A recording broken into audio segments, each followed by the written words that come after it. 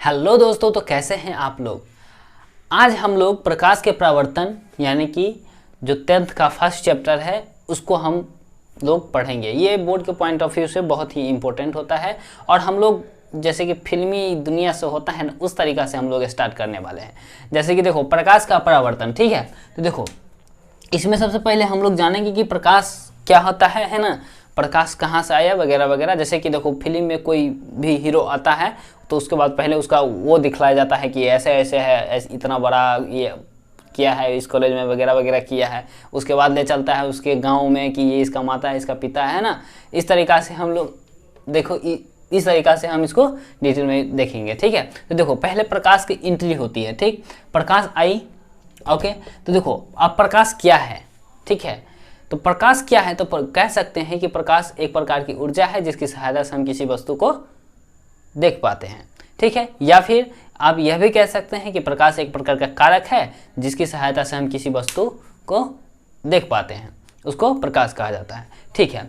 चलिए, तो प्रकाश का डिफिनीशन हो गया। उसके बाद हम चलते हैं कि अब प्रकाश आया कहाँ से। जैसे कि अब हीरो का हो जाता है सब डिटेल कि हीरो ये किया हुआ है, इंजीनियरिंग किया हुआ है, फन्ना किया हुआ है ना, चिन्ना किया हुआ। उसके बाद ले चलता है उसके डिटेल में कि अच्छा ये यहाँ से इसका माता ये है, इसका पिता यहाँ से ये आया है ना। तो उसी तरीक़ा से देखो, प्रकाश कहाँ से आया है। जैसे कि मान के चलो, अब वो ख़त्म। जैसे कि मान के चलो एक आदमी है, ठीक है। इस आदमी के पास में 1 करोड़ रुपया आया, ठीक। 1 करोड़ रुपया आया, कहीं ना कहीं से 1 रुपया आएगा, कोई सोर्स जरूर होगा, है ना। गाय चरा करके, भैंस चरा करके, बेच करके, है ना, गाय बेच करके जरूर कुछ ना कुछ तरीका से जरूर आया होगा 1 करोड़ रुपया। तो उसी तरीका से जैसे कि प्रकाश कहाँ से आया होगा, उसी को सोर्स यानी कि स्रोत कहा जाता है। तो जहाँ से भी प्रकाश आया है, देखो अब कहा कि प्रकाश का स्रोत क्या होता है, कहाँ से आया है, ठीक है। तो प्रकाश का जो स्रोत होता है वो 2 तरीका से होता है। अब एक होता है प्राकृतिक और एक होता है मानव जनित, यानी कि 2 तरीके। देखो, 2 जगह से प्रकाश आता है, ठीक है। एक नेचुरल जिसको प्रकृति कहते हैं और एक आर्टिफिशियल।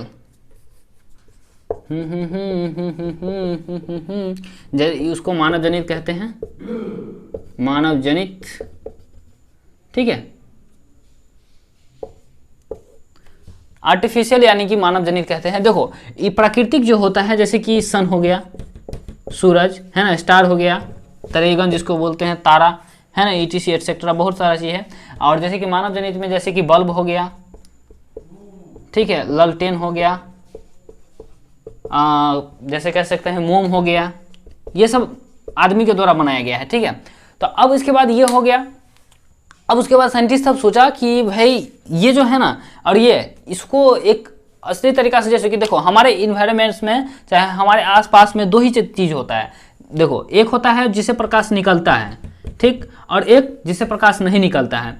तो यहाँ उसके बाद कह दिया कि अच्छा, प्रकाश जिस सब से निकलता है ना, उसको एक कैटेगरी में रख दिया, ठीक है। एक कैटेगरी में रख दिया तो कहा कि जिससे प्रकाश उत्सर्जित होती है उसको प्रदीप्त कह दिया, ठीक है। तो प्रदीप्त किसको बोलते हैं, जिससे प्रकाश उत्सर्जित होती है। और जिससे प्रकाश नहीं उत्सर्जित होती है यानी कि जिससे प्रकाश नहीं निकलता है, ठीक है, तो उसको अप्रदीप्त कह दिया, ठीक है।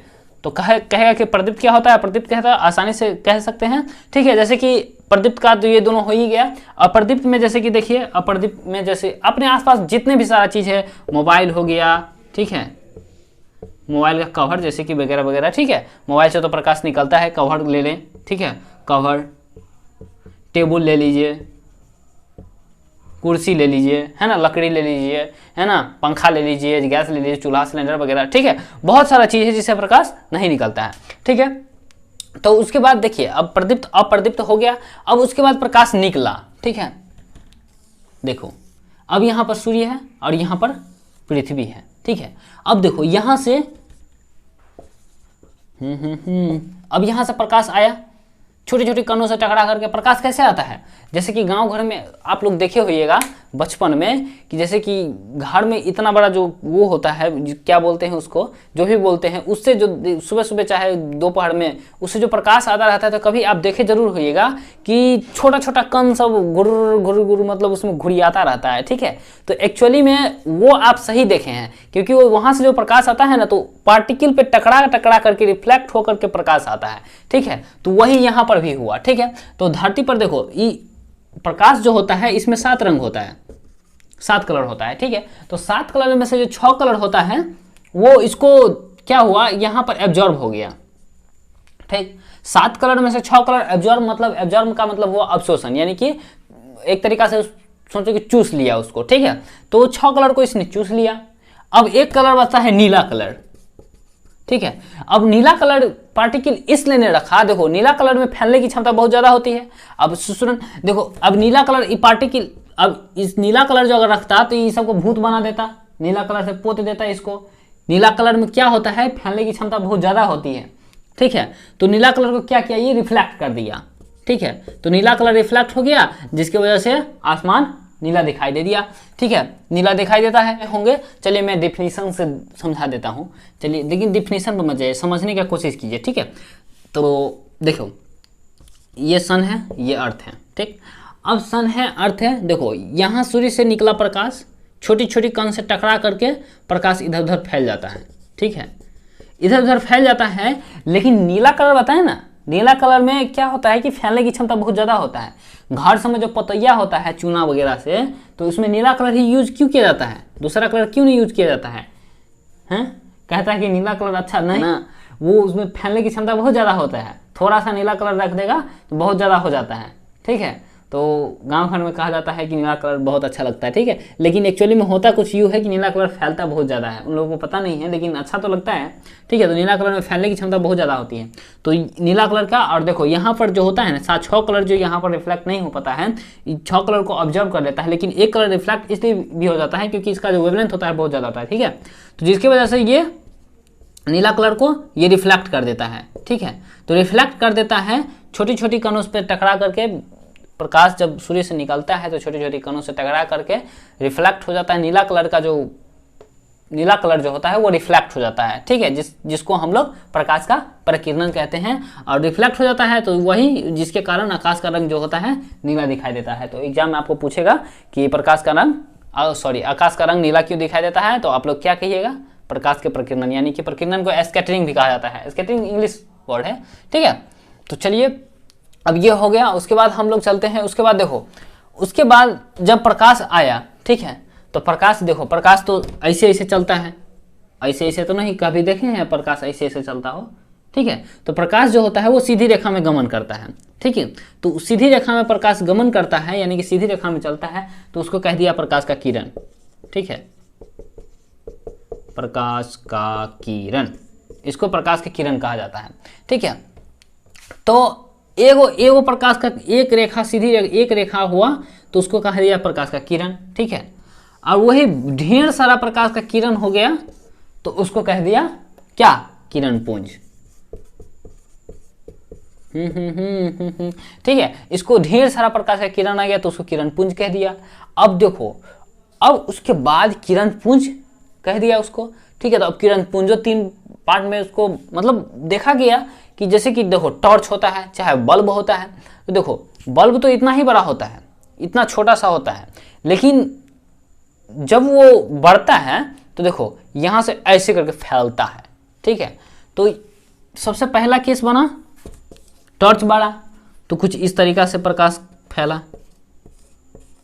कि नहीं फैलता है, ठीक। तो इसको कह दिया अपसारी किरण पुंज,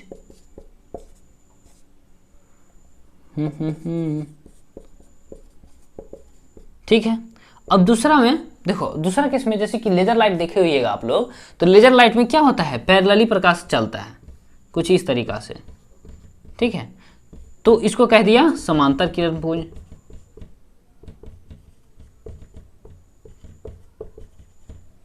ठीक है। अब तीसरा केस बना कि बहुत ढेर सारा प्रकाश ऐसे आकर के मिल गया, ऐसे, ठीक है, एब्जॉर्ब हो गया कुछ इस तरीका से,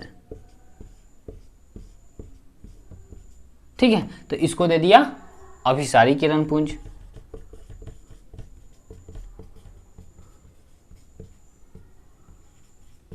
ठीक, ठीक है। तो बहुत सारा लाइट क्या हुआ, एक जगह पर इकट्ठा हो गया तो उसको क्या कहा, अभिसारी किरण पुंज। उसके बाद आता है देखो, अब देखो प्रकाश, अब देखो क्या हुआ कि प्रकाश जब बढ़ा ना, ठीक है। जैसे कि अपने घर में, एक घर में उसको टांग दिया, ठीक है।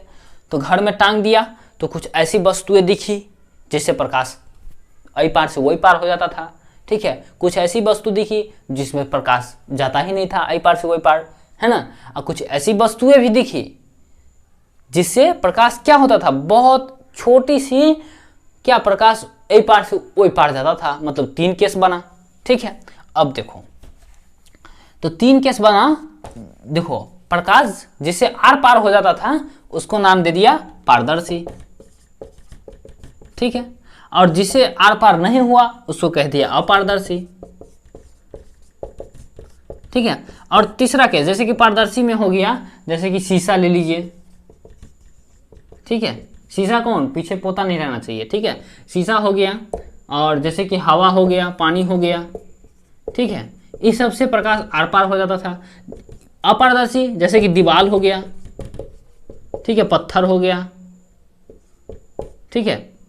ऐसी चीज सब जिसे आर पार नहीं होता था प्रकाश, ये ऐसा दिखा, ठीक है। अब तीसरा केस में बना जिससे बहुत छोटी सी लाइट आई पार से वही पार जाता था, तो उसको कह दिया पारभासी, ठीक है।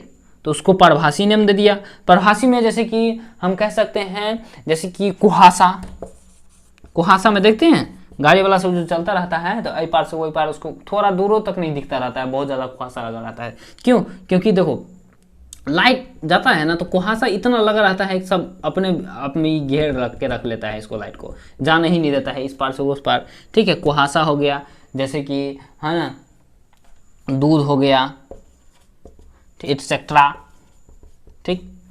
तो ये सब पारभासी आप समझ गए होंगे, अपारदर्शी, ठीक है। उसके बाद देखो, उसके बाद बात आती है जब प्रकाश और कुछ ऐसी चीज देखी जिससे प्रकाश क्या हुआ, परावर्तन हो गया, ठीक है। परावर्तन अभी हम समझाते हैं। देखो अब उसके बाद आती है प्रकाश का परावर्तन। देखो प्रकाश का परावर्तन क्या होता है, सबसे पहले समझो कि परावर्तन क्या होता है, ठीक। प्रकाश तो समझ लिया, अब परावर्तन क्या होता है। देखो आप लोग देखे होइएगा, जब चाहे क्रिकेट मैच तो खेलते ही होइएगा, ठीक है। इस साइड 3 को विकेट, इस साइड 3 को विकेट, ठीक है। अब देखो यहां से बॉलिंग करता है कोई, अब देखो यहां से बॉल फेंका और यहां से बॉल यहां जाकर के ऐसे करके गया, ठीक है। यहां पर बीच में टकराया, तो इसी को आई पार से आया, आई पार से टकरा करके उधर गया, तो इसी को परावर्तन कहा जाता है, ठीक है। तो अब यहाँ पर तो कहता है प्रकाश का परावर्तन, ठीक है। तो प्रकाश का तो देखो ऐसे करके लाइट आया, मान के चलो सपोज दैट, ऐसे करके लाइट चला गया, तो इसी को कहा जाता है प्रकाश का परावर्तन, ठीक है। इसी को प्रकाश का परावर्तन कह दिया। तो परावर्तन होगा तो कोई चिकना सतह पर होगा ना, ठीक है। तो चिकना सतह ये समतल दर्पण है, ठीक है। नीचे से रज्जित कर दिया गया है ना, उसको कलर कर दिया गया है। तो देखो ऐसे करके प्रकाश आया और ऐसे प्रकाश गया, ठीक। तो इसी को प्रकाश का परावर्तन कहते हैं। अब बीच में क्या किया, एगो अभिलंब डाल दिया, ठीक है, एगो डरीर खींच दिया, जिसको अभिलंब अपना मन से एगो डरीर खींच दिया, ठीक है। देखो प्रकाश इधर से आया इधर से गया, तो बीच में जहां पर टकराया ना वहां पर एगो अभिलंब खींच दिया, इसको अभिलंब नाम दे दिया, ठीक है। एक लंब खींच दिया, इसको अभिलंब नाम दे दिया। और जिस जहां से प्रकाश आया उसको कह दिया आपतित किरण, आपतित किरण, ठीक है। और जहां से यहां से प्रकाश टकरा करके उधर गया उसको कह दिया परावर्तित किरण, परावर्तित किरण, ठीक है।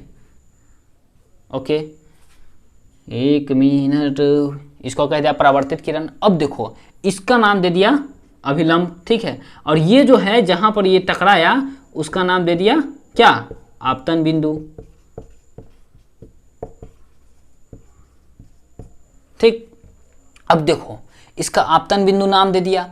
अब उसके बाद देखो ये जो आपतित किरण है और परावर्तित किरण है, अभिलंब के जो इधर से उधर जा रहा है तो इसके बीच में कुछ एंगल बना रहा है, ठीक है। तो ये जो है ये इसको कह दिया आपतन कोण, ठीक है।